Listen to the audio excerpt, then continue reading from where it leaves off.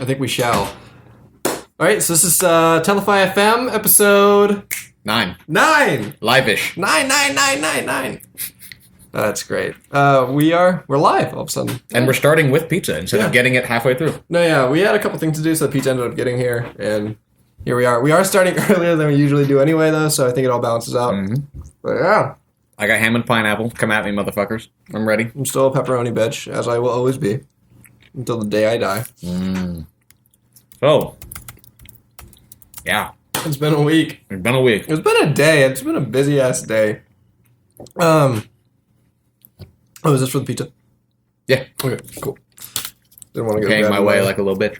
I appreciate it. Yeah, no, I've completely cut off, like, pop and stuff. Or as they say down here, soda. I know, as they say down here, Coke. Coke. Yes, I'd like a clear Coke. Or people who say Coca-Cola. Ugh. Oh, God. Dix's champagne. What? Oh, Dix. Have you seen that SNL thing? No, I missed it.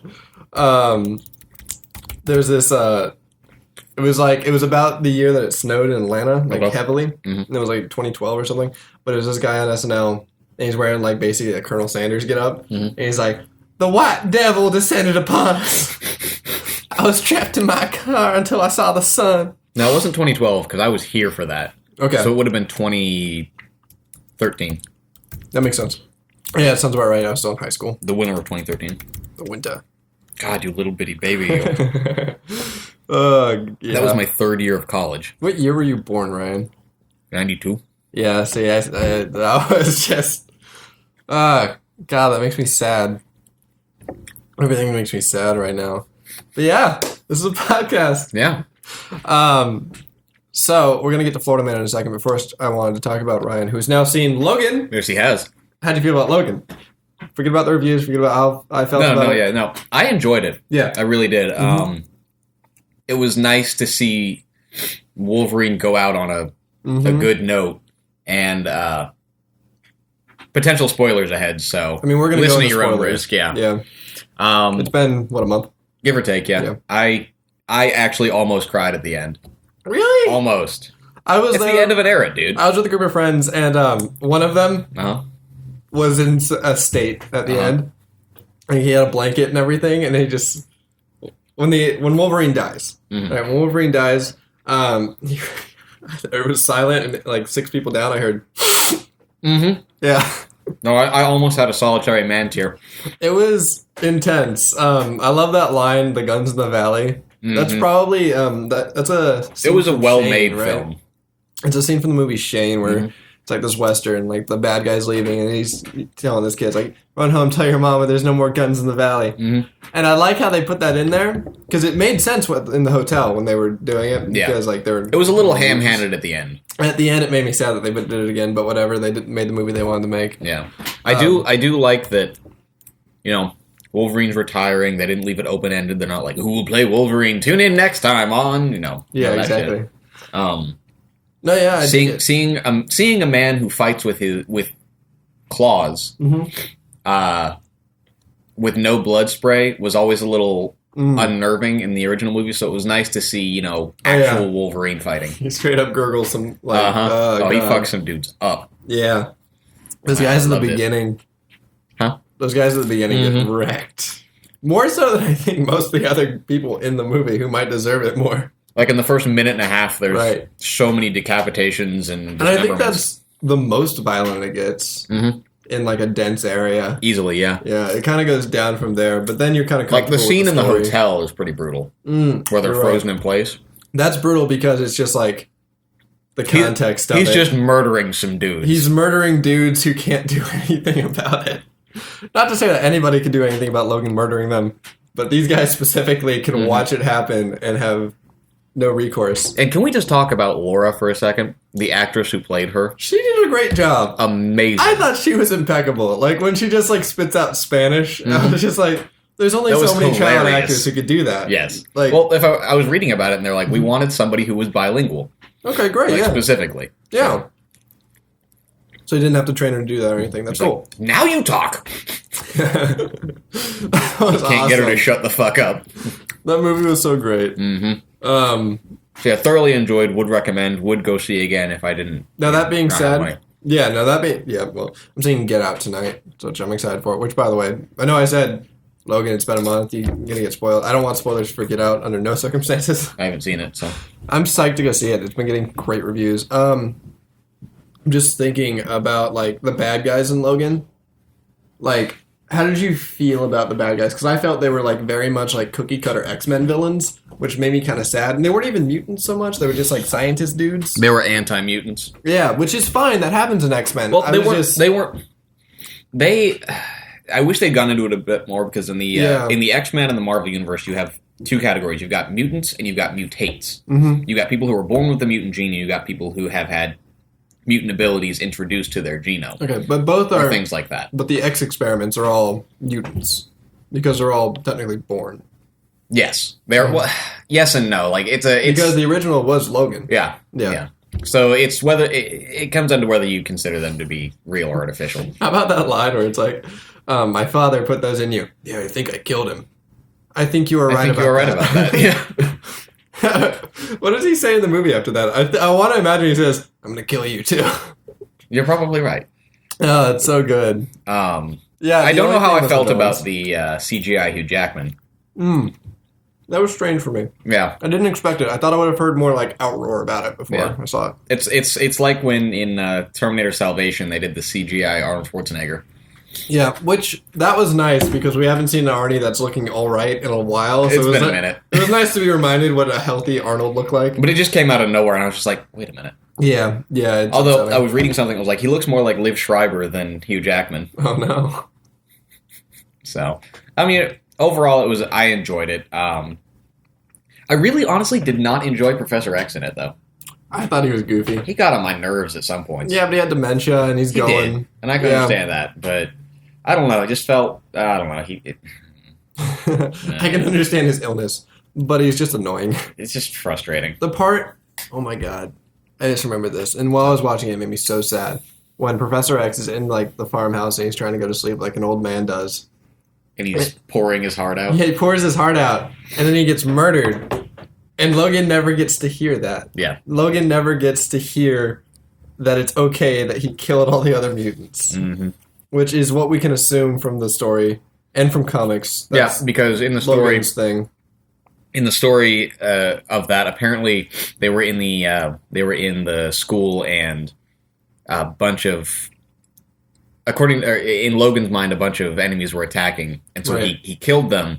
But he was actually being manipulated by someone or another, and he kills that mutant, and all of a sudden he realizes that he's murdered everyone in the school. Right. So. Which is, I mean. And also, it felt a little Iron Man 2 with the whole adamantium poisoning him type of deal. I feel like that's canon, though. It is, but it was still very, they get some sort of implant that makes them super powerful, but it also kills them. The line where he says, actually, I was thinking about killing myself with that bullet. Mm-hmm. Although, there's so nice to have a superhero movie. There's some canon problems in that. What? Like, okay. Logan takes place in the Days of Future Past recreated timeline, correct? Yes. That bullet should not exist. Why? In Days of Future Past, that essentially rewrites Logan's history, right? Right. So are you saying he doesn't get the metal skeleton? He doesn't. Because he may get the metal skeleton. He may get the metal skeleton eventually, but he wouldn't end up in that exact timeline where he ends up with an adamantium bullet. Well, and if it is that same one, it's the wrong bullet.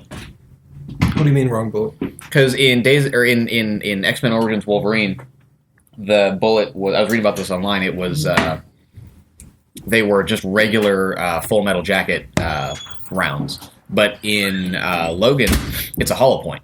Okay, like it's the wrong bullet. So unless he got from somewhere else, kind of forgivable. I mean, minor problem. There's something the Beast brings up in one of the movies I didn't see, but it was brought up to me that he says it, which is kind of interesting. Which I think it's the one he goes back in time, Days of Future Past. Yeah. But the Beast says sometimes time is less of a line that diverges and like doesn't intersect, but more of like a web. Yeah, like more of like ripples in a pond, and like you can go in different directions, but sometimes you come back around to the same points in history. Yeah, I mean, I'm not saying that there's not some point in which you could have gotten an adamantium bullet. Right, or the skeleton, because suddenly that's a big problem. Exactly, because if you follow the Days of Future Past timeline, he doesn't get the skeleton. You know, he goes back and has the bone claws, which, unless you think about the fact that he goes back to the 70s, he saves the day essentially, and then fast forwards to the present day. There's that whole gap of like 30 years in there. We don't see what happens, right? Because Logan's brain is not alive from that 75 to present. Like, he just flashes forward, and all of a sudden everyone's like, and Professor X is like, yeah, hi, welcome back. So he was on autopilot that whole time. That's interesting. So yeah, that kind of explains why he wouldn't have been like wherewithal, enough to like avoid, I don't know, one Colonel Stryker. Exactly. Yeah.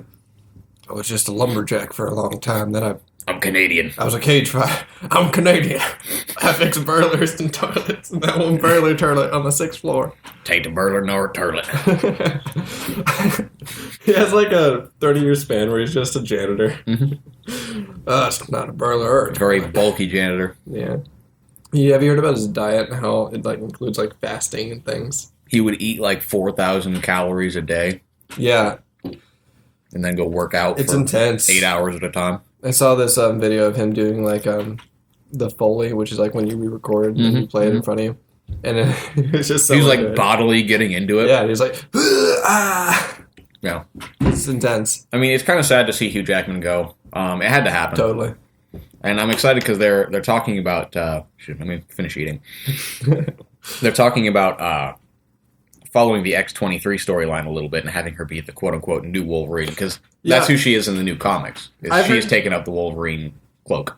Right. I've heard a little bit about that. How would you feel about that? Cautious optimism. Cautious optimism, yeah. Because, I mean, on the one hand, I'm happy to see more of that universe, but I don't want it to be just a cash grab, you know? Yeah. No, I'm psyched about, like, Fox getting their footing with all these characters.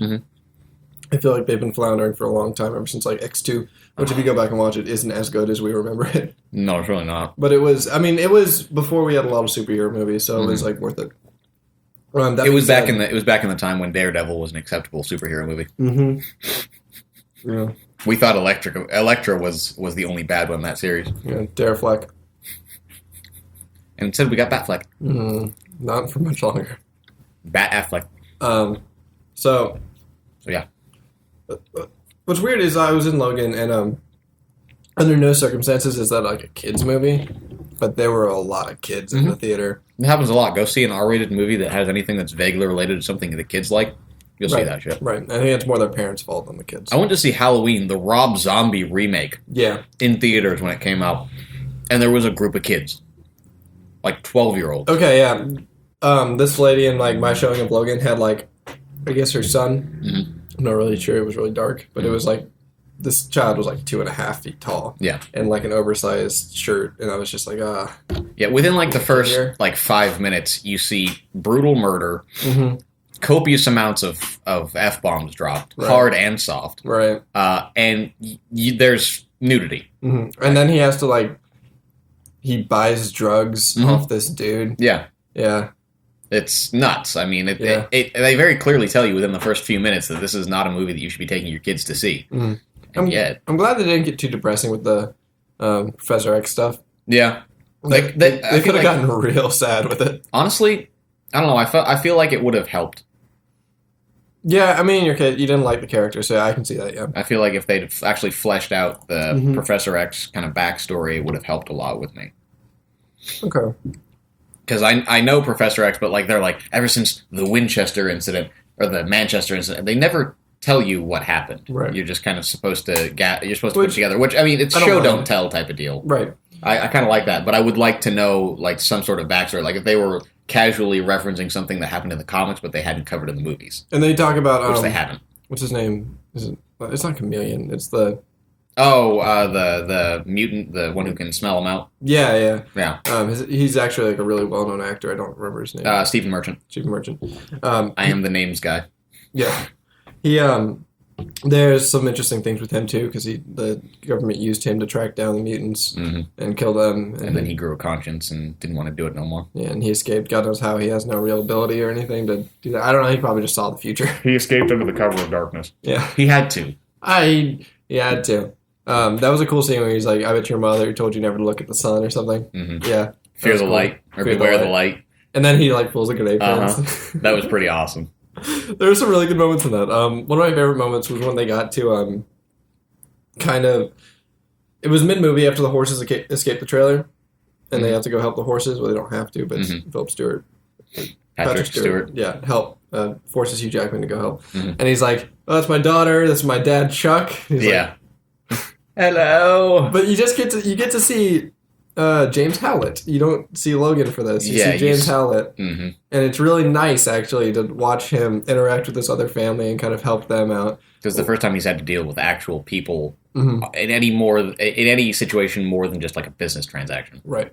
And like he actually gets to relax and under the guise of this being his father. And of course, daughter. When he does relax, shit goes sideways in the most colossal way. Oh, yeah. We get everything wrenched from us in every way. And like it was... Like, it was a gut punch. It was... The biggest gut punch was probably, like, the kid getting killed. Like, the other family's kid. Yeah, that was... And then the mom getting the shotgun. And then the dad, who you thought was already dead, ramming into the fucking... Which was cool. It was awesome! And then he tries to shoot Logan because he brought this down upon him. I don't know if he knows that or is, like, cognizant of that. So much as, like, the guy that killed his family looks a lot like this guy who's here.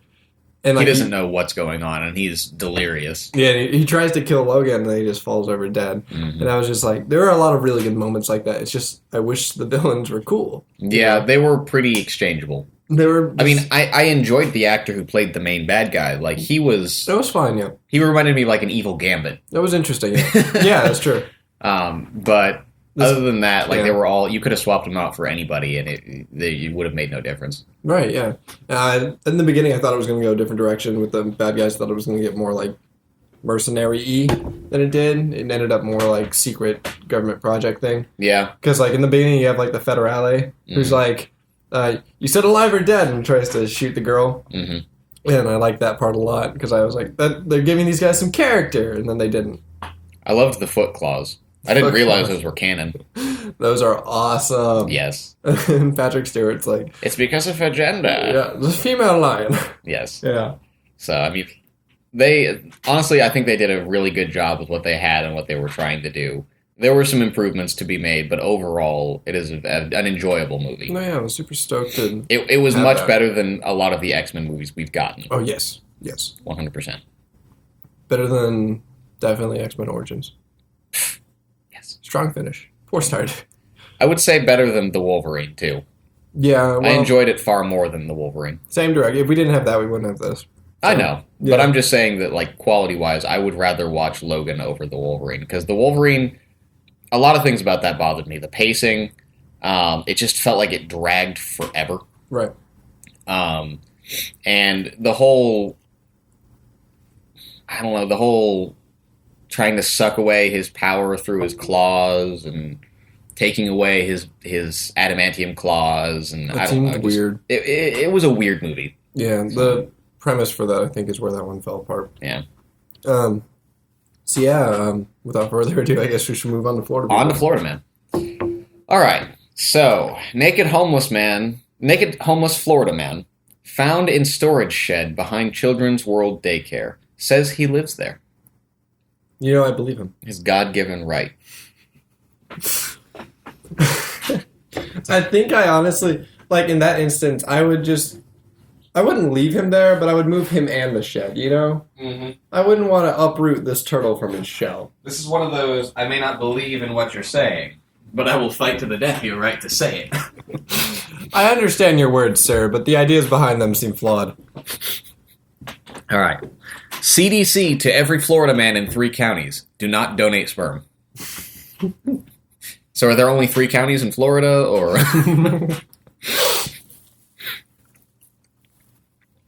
Rick Scott's just like, no, guys, I got this.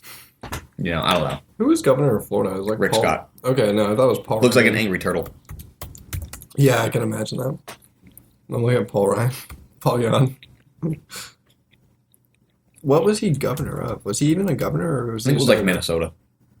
Wisconsin? Wisconsin. One of those states. That's weird. He looks like he would be from Florida. I don't know why. All right. Florida man attempts to burn down convenience store, believing the owners were Muslim and not carrying his favorite orange juice. Oh my god. I heard something about this. It was on the Facebook trending. Yeah, that's weird. I didn't know it was in Florida, and I didn't know it was about orange juice. I thought it was just like some dumb thing. So the moral here is carry every kind of orange juice. Carry every kind of lest orange you juice. have your convenience store burned down. Yeah. I wonder if he knew it was owned by Muslims at the time he did it, or that was just retconning. Maybe Trump will pardon him. Florida man says, "We heard a kapow. It sounded like a gunshot. Then a catfish landed on the ground." Okay. No, I like this. This is Catfish good. cannon? Yeah, that's fine. Florida woman conceals her crack pipe in interesting place. That doesn't sound completely hygienic. It really doesn't for anybody involved. It sounds like you get a lot more high. Here's the reason for the sperm thing. Apparently, it may contain the Zika virus. Oh. You know, I think that's interesting because, like, there's no way for them to test the Zika virus on men, whereas in women it causes, like, birth defects. Mm-hmm. But men, it goes undetected. Mm-hmm. Okay. And then the last one will go for Florida man robs blood bank, saying, "I'm hungry." I think I saw this episode of Buffy the Vampire Slayer, and it ended poorly for him. The thing is, was he going after the blood, or was he just going after the snacks that they give out after you donate? This one might be one of those ones where it's just worded weirdly, like he stole money. Mm-hmm. Yeah. Because he was hungry, so he needed to buy food. Right. In which case, just go donate blood. Yeah, and they buy have plenty of food. They'll give you snacks. Wait, no. Don't donate blood or sperm. Zika. Rewind. Yeah. Those are the transcredible exploits of Florida man. I always appreciate Florida Man. I think he's really doing some good stuff over there. He does important work. He's going to save us, when the X-Men come and try and kill us all. He's he's not the hero that we deserve. He's the one we need. He's the one we've got, really. But no, yeah. Alien trailer. Alien trailer. Oh my god, Alien Covenant? Alien Covenant. Now, alright, I have a sidetrack to go on before we get to this, because I went on a tangent watching AVP, was it Retribution? Requiem. I watched a bunch of AVP Requiem clips in a row, because I'd never seen that movie, and I was like, aliens in modern day, why not? The Predator's negligible. I don't really care about his role in the movie. No. Yeah. How about the Pred Alien? Or, as the fans during the Pred Alien? You've never seen it? I've never seen the movie. I just saw clips. So the main advertising point of AVPR, which is what because I'll admit, when this movie was in production and coming out, I had the biggest fan boner for it. I followed the production for it, right? I remember it coming out. So the biggest thing was like the Pred Alien. It's this hybrid of Predator and Alien. It's essentially like, it's how AVP1 sets up AVPR. Like you see the chest burster come out of So, that's weird. But the funny thing is that during production, all of the fans called him Chet. His name was Chet. Chet? He looks like a Chet. Chet. Chet. Chet. He looks like a Chet. I'll be honest with you. Now, I disagree vehemently with the idea of aliens bursting out of chests and making unique versions of the alien strain. Well, it's like part of the lore that whatever they come out of affects their form. Right. Like the dog. Mm-hmm. Yeah. Or the what the hell are they called? The engineers. The ones who built the giant horseshoe ships. Oh, so that's like the regular version we're not used to? Well, kind of. The ones that we're used to are the human variant. Okay. At the end of Prometheus, if you take it how it is, the white one with the really pointy back of his head would be the engineer version of the xenomorph. Okay. So. I'm Googling pictures right now. The engineers are interesting, just as a thing. Well, because... Like bioluminescent. Yeah, Prometheus took a weird turn on it. Like, because the engineers, like, they were these big, hulking, menacing, knew nothing about them race in Alien, and then they're just like, oh yeah, they're super advanced and they created life. And you're just like, oh, that's... All right. Yeah, That happened. It's They're whatever. blue. I wish they hadn't really have gone into the engineer stuff so much. Yeah. Focus more on the actual alien aspect of it. Yeah, I feel like there's more interesting things to do with the aliens. And Alien. I mean, they did set up Alien Covenant. Alien Covenant I'm psyched about. But there is something that people are bringing up that does make a point for me. Alien Covenant, like in the trailer, they have a Spore type of deal. No, the spore thing, that's cool. That's fine. That's very Lovecraftian. The world is against you. The universe will eventually snuff out your existence. That kind of thing. Alien Covenant. Like, they're really upset about just having... Okay, it didn't work. But, like, there's in the trailer, if you've seen it, it's like the alien on top of the ship. Yeah, you can see it very clearly. Yeah. That's not what Alien is. It's a huge bummer, yeah. Yeah, it was supposed to be a super dark creature feature type of deal. And from the trailers, it looks like a lot of Alien Covenant, more than the very first trailer showed, is going to be in daylight, which is a bummer. Yeah. But then again, there are those cool scenes with the guy running through, like, the rain with, like, the laser pointer on his thing, and it's like, all right, that looks intense. I don't know how I feel about, what the hell is his name? Eastbound and Down, cowboy hat. Oh, yeah. Him. He looks like a holdover from, like, Alien 1, which is nice, I guess. It's a kind of a callback, I guess. It is, but, like, that actor, I don't know how I feel about him being in, a serious movie. No, I feel that, yeah. Anyone who was in This Is the End, right, prominently. Yeah. James Franco's in it. I fucking forgot about that. James Franco plays, like, the ship captain. I forgot about... God damn it. Why? What, did you watch, like... Just bring back in Numi Rapace. Did you watch the Last Supper clip? Which one was that one? It was, like, this 5-minute clip, 7-minute clip that they didn't put in the movie, but they put it out online as, like, a thing you can watch, because it's, like, their Last Supper as they're leaving Earth. It's, like, their last Earth food. Okay. I haven't seen it. Yeah, because it's, like, the idea with, like, their ship is it's a colonization ship, so they're all couples. It's a generation ship. Right, yeah. And, so they're all going on the ship, and they all have, like, their person they're with, and then, like, it fakes you out at one point when one starts going, and then someone, like, hits them in the chest and, like, oh, God.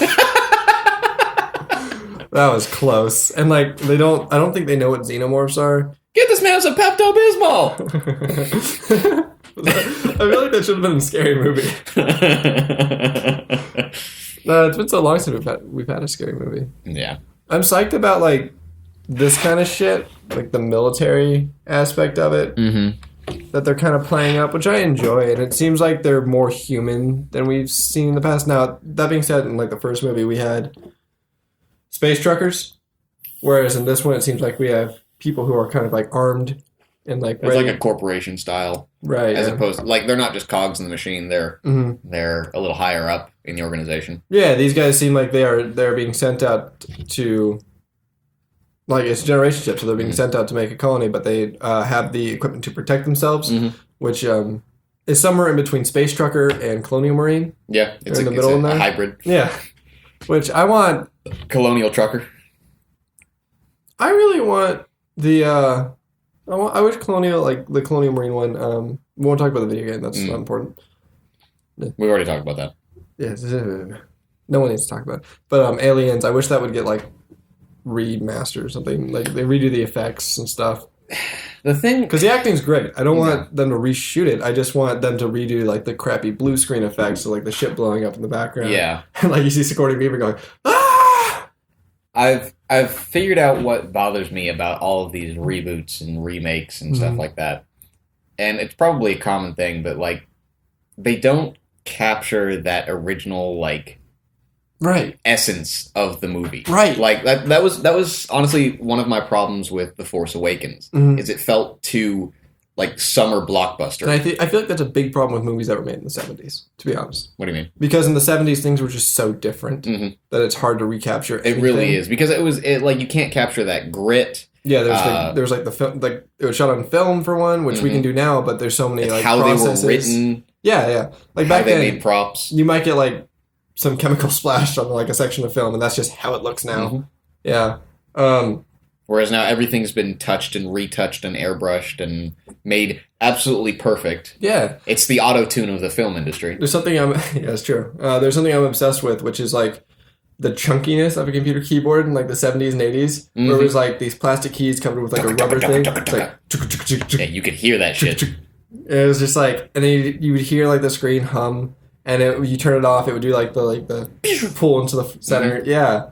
And I think that was rear projection is what was happening there. Yeah. It was like a projector inside the thing, and it was like, God, old monitors are cool. Apparently they're really hard to find. Whereas nowadays you hear somebody tapping on a keyboard, and it's just...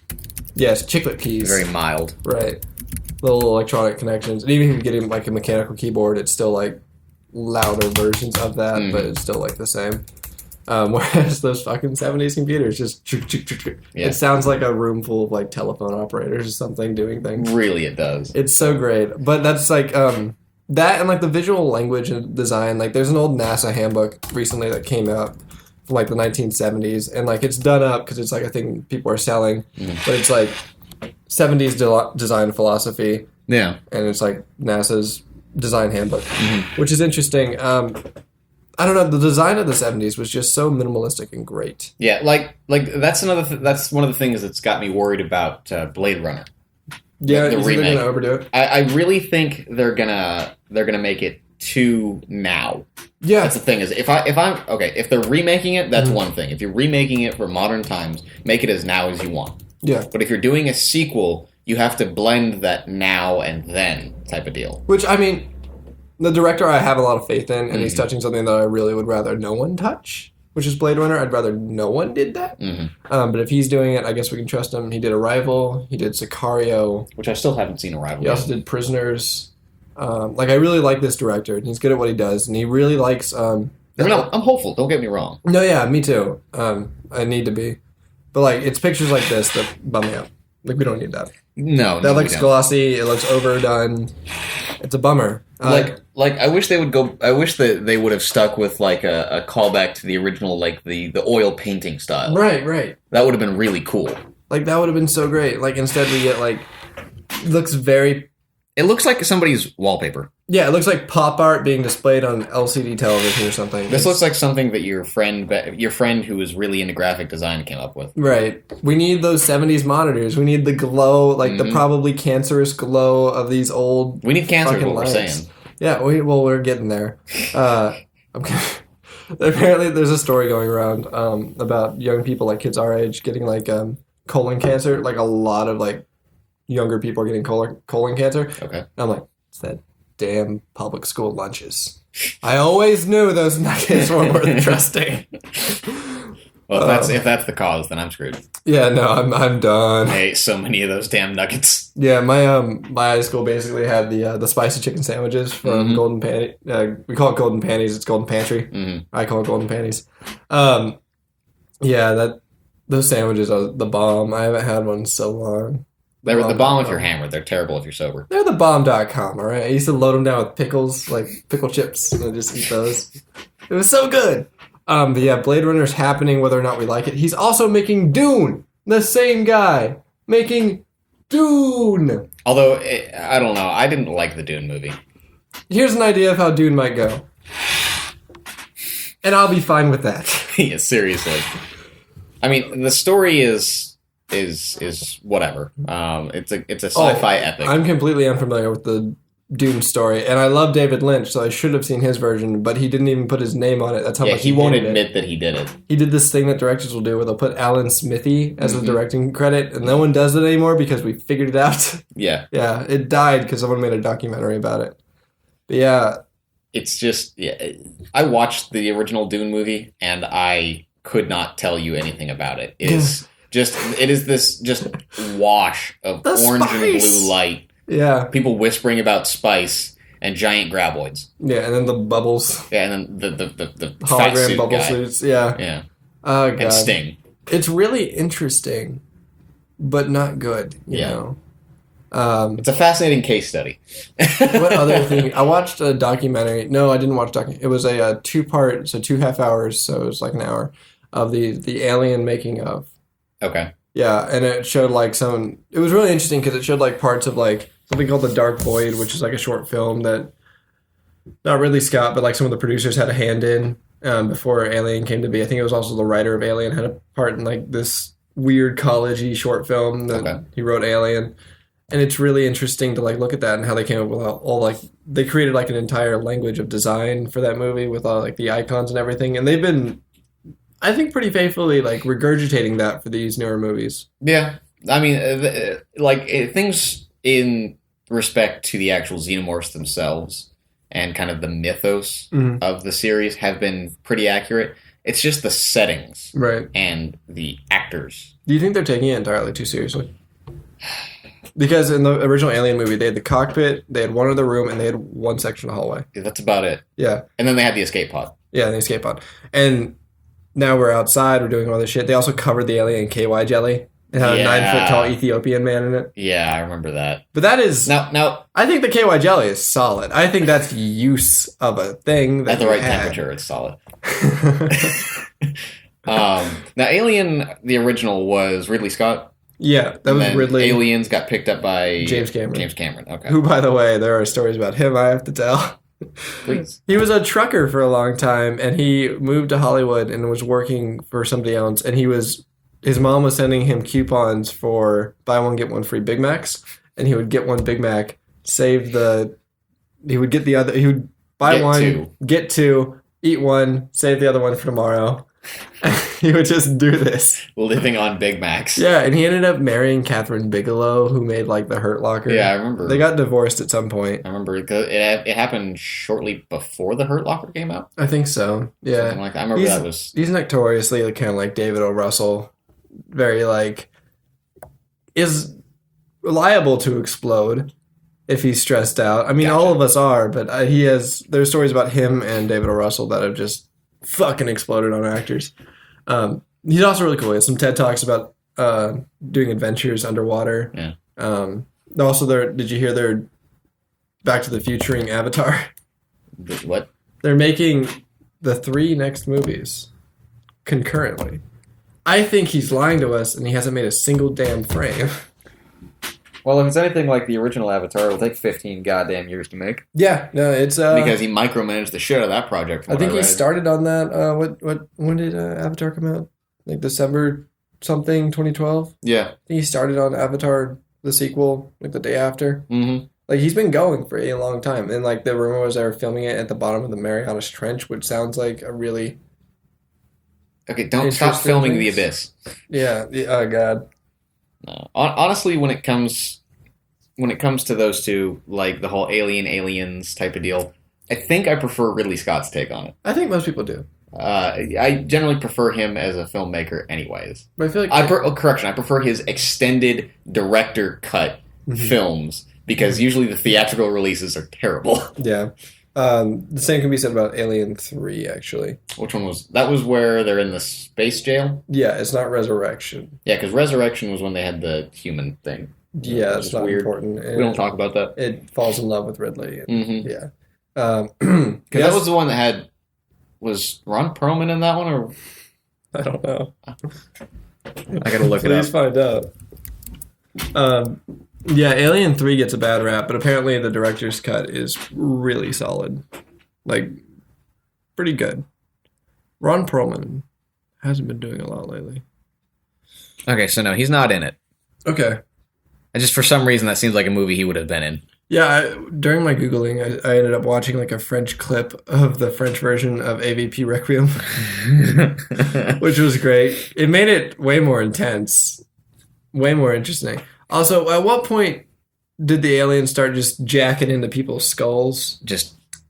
Yeah, when did it start doing that? That was an alien. That wasn't an alien. Like, proper. People just disappeared. Well, you do see you see the frame where you see the alien. I think this is in one of the originals. You see the alien's mouth open, and you see the teeth, and then it shoots forward, and that's it. They don't show you it going into their head. Yeah. So I feel like that happened before. You just never explicitly saw it. Okay, I mean, that's fair. Because they didn't have the technical ability to show that. During my Googling of trying to rank all the Aliens movies this weekend, I found a clip of that. Yeah. And I was like, that looks goofy. Yeah, like, the closer you get to those aliens, the stranger they look. Take them out of the sunlight. Yes. That's all I'm saying, man. They should be in shadow. I do think it's creepy, like in the trailer for Covenant, where they're like, this is wheat. Who planted wheat here? Yeah.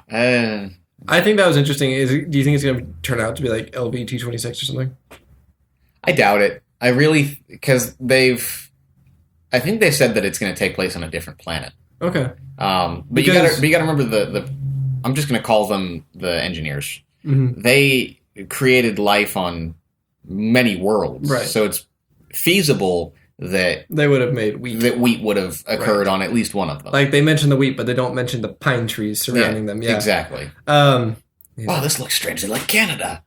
Are you sure we left Earth? Mm-hmm. That would be a cooler movie if it turns out to be Twilight Zone and they've been on Earth the whole time and aliens are slowly taking over the planet. I do love that they're kind of doing the Bishop thing and bringing the android. They're bringing him back, yeah. Yeah, but as a different android. Yeah, David. They're well. What's his new one? I think Walter.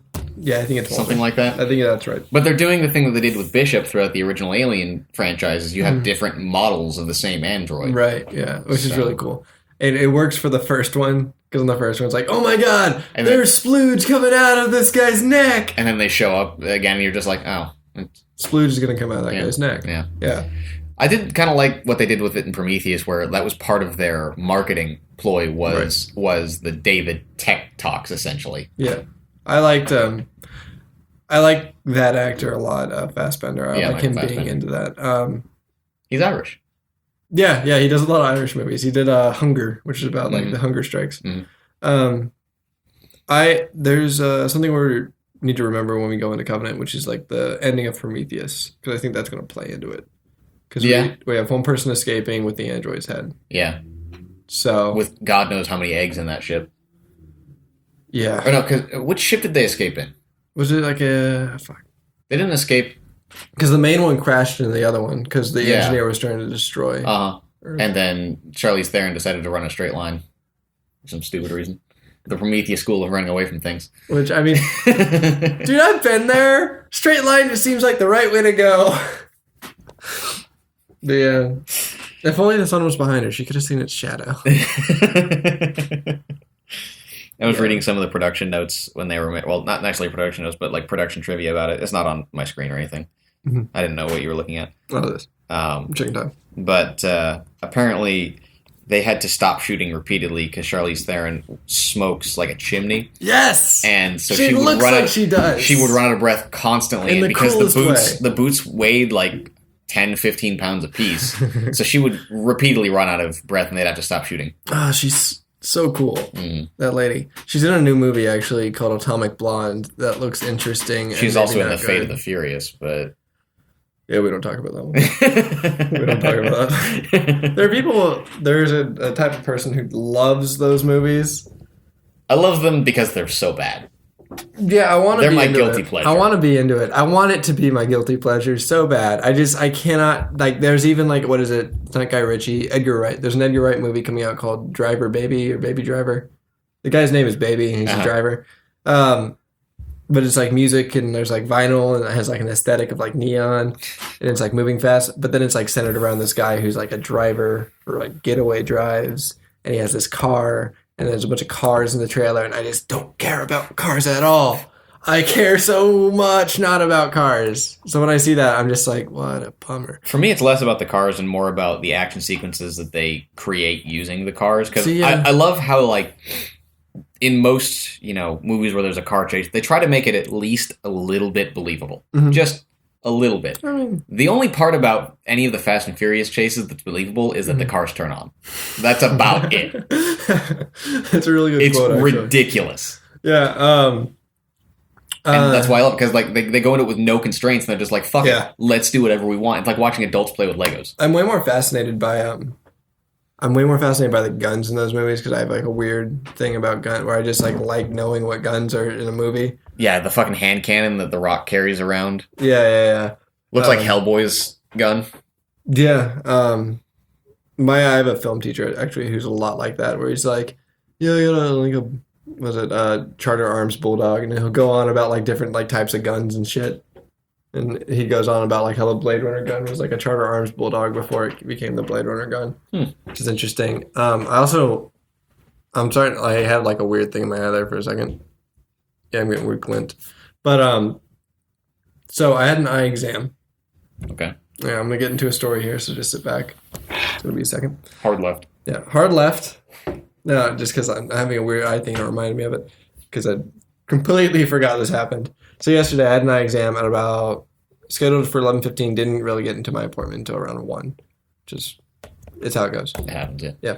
And they dilate my pupils and everything, which is fine. I wear sunglasses normally anyway. Mm-hmm. So I pick up my frames, which I hope I could see. I hope they're what I think they are. Mm-hmm. And then I leave, and that's when the day gets exciting. Because my eyes are shut until about 3:30, right before I had to go to work. And that's because I went into like a sensory deprivation chamber in my bathroom and just sat there and like listened to music and like tried to flush out my eyes. Yeah. But so I got home, tried to turn on the lights, nothing, no lights.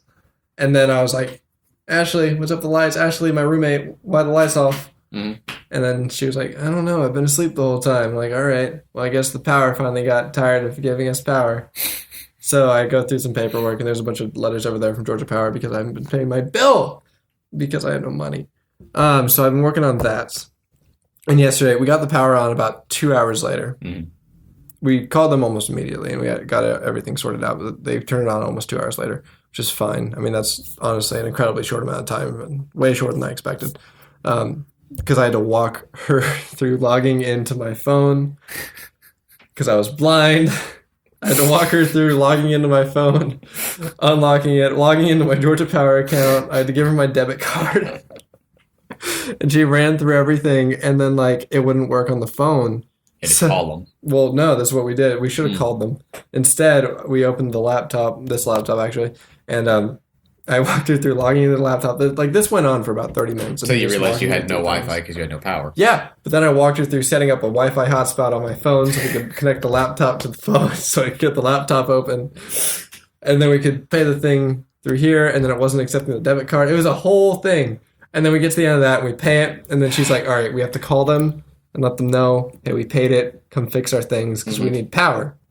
And I was like, that's a fine plan. I'm going to go make a tuna sandwich. You can do that. And I get back and she hasn't done it. She's like, you have to do it.